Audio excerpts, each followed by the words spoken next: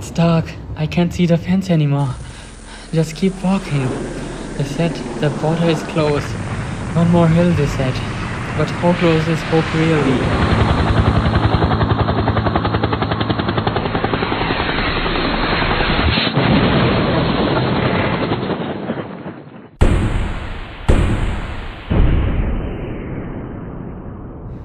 I left everything behind. My home, my brother, my past. And now I only carry one thing, the will to survive.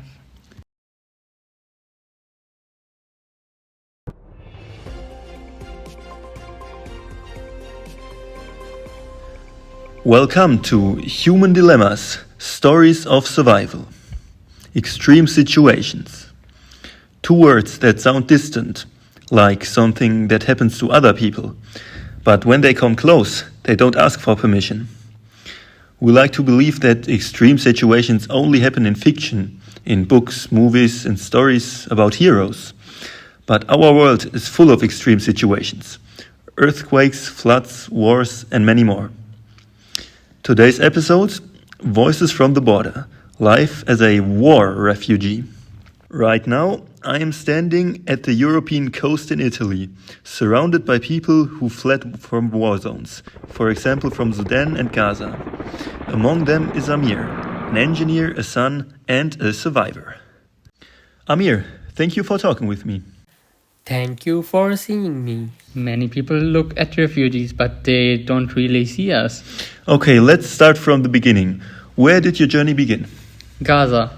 Before the war, I was studying civil engineering. I wanted to build bridges, not the kind of bridges I cross now. Then the bombing started. I remember the sound. It's like thunder, but heavier personnel. So bombs were dropping. And when was the moment you realized you need to leave? When our house was gone, when the street was gone, when even silence felt dangerous. I didn't want it to run, but staying meant waiting to die. Can you tell me what life was like in those days, when the war was at its worst? It was like the world had stopped. There was no food, no clean water, no electricity. Every day we waited for hours just to find a small piece of bread. Sometimes my mother boiled water with a few herbs so we could pretend it was a soup. Children were crying not because they were hurt, but because they were hungry. Hospitals were gone. If someone was injured, there was nowhere to go. Doctors had no medicine, no machines, only their hands and hope. And many people died not from bombs, but because they couldn't get help in time. That really sounds unbelievable to me. It was worse than that. Schools and universities were destroyed. We used to write on pieces of cardboard because we had no books and no notebooks. One day, our professor told us to go home and stay safe. But there was no safe place left. Even playgrounds became battlefields. At night, we couldn't see anything. No lights, no sound, just fear. My little brother asked me, "Why is the sky angry?" I didn't know what to say. How can you explain a war to a child? I think I slowly understand what all this is about. It's not that much about staying alive, but it's way more about keeping hope, right? Yes, hope was our only weapon. We had nothing else. When you have no food, no hospital, no school, no universities, and no future, you still try to believe that tomorrow might be different. That's what kept us moving.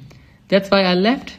Not because I wanted to run away, but because I wanted to live. You crossed the Mediterranean Sea, right? Yes, on a fishing boat with 120 other people. Some from Gaza, some from Sudan. It's very strange. In that moment, nobody cares where you are from. You are just a human holding onto a piece of wood, praying not to disappear. Honestly, that's an image hard to imagine from here. I mean, we're watching from safety. It raises a question we often avoid. What would I do in that situation? Would I risk everything for a chance to live? You never know until you have to choose. That's the dilemma. Survival means sacrifice. People think refugees are very brave, but sometimes we are just afraid. And that fear drives us forward. And now you're here, so technically safe, but is the life here really better now? Better? Not really. Here, the life is waiting for documents, waiting for news, or waiting for someone to believe your story. You don't hear bombs anymore, but you hear rejection, and that sound can hurt just as much. That's the paradox. Europe calls itself a land of human rights, yet people sleep at tents at its borders. Do you think Europe is doing enough? I think everyone is trying, but not together. Some countries like Germany take thousands of refugees, while others like Poland close their borders. That's not fair for anyone, not for refugees and not for the countries that carry the whole weight. If Europe worked as one, if people were shared and supported across all nations, then maybe no one would feel there's no more space. That's true.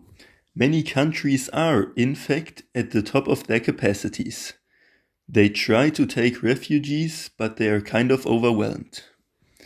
And that's the reason many local people feel their towns are full. Schools, hospitals, housing, everything is under pressure. But maybe the problem isn't space, it's the system. If richer countries helped smaller ones, if people were distributed fairly, Europe wouldn't feel like it's breaking apart. Exactly. And no one wants to live in a camp forever. We just need a chance to start again, to work, to study, to give something back. Refugees don't only take, we can also help build. But that chance must be given, not refused. Helping refugees does not have to mean losing stability. It just has to mean sharing responsibility. Yes, no single country can carry all the world's pain, but together, maybe we can carry hope. And my message to the countries who don't want to take refugees. You have the technology to reach the moon, but not enough humanity to open a door. When I see politicians talking about migrant waves, I want to say, we are people, not weather. That's a strong statement. And it's true. Sometimes politics forgets the people behind the numbers. By the way, the UN says over 122 million people were displaced in 2025, the highest number in history. But each is a story like yours. You're right. We call ourselves a modern world, but our humanity is still stuck behind the borders. Europe says no rejections to refugees, but many countries find their own way to look away. That's a painful truth. When we study wars in history class, we always say, we would have done something against it. But now when we see Gaza, Sudan or Ukraine on the news, most people still just scroll past it. Because war feels far away until it knocks on your own door. That's the irony. People think refugees are a problem, but we are just the symptoms. The real problem is war, corruption, and greed. That's exactly what frustrates me too. We donate or we post hashtags, but we don't really try to change the situation itself, because it's easier to feel sorry than to act. Yes, people say, we can't help everyone. But I always think, if everyone helped one person, that would already change the world. Amir, if you could speak out to people who fear war refugees, what would you say? I'd tell them, I didn't come to take your home. I came because mine was destroyed. I just need a chance to rebuild my life, because refugees aren't a crisis, war is the crisis. That's exactly the kind of perspective we need. It's easy to say, help others from a distance, but real empathy starts when we see refugees among us and also help them. Extreme situations show us what we're really made of. As someone standing safely this side of the fence, I have to ask myself, if humanity stops at the border, what is left of it? That's why I tell my story, because silence builds higher walls than barbed wire ever could. Amir, thank you for sharing not just your past, but your strength. You remind us that surviving isn't just a story, it's a lesson. Thank you for listening to my story. And I also hope people remember, no one just leaves home unless home leaves them first. And so I'll leave you with one question. What is more important, saving lives or keeping countries stable?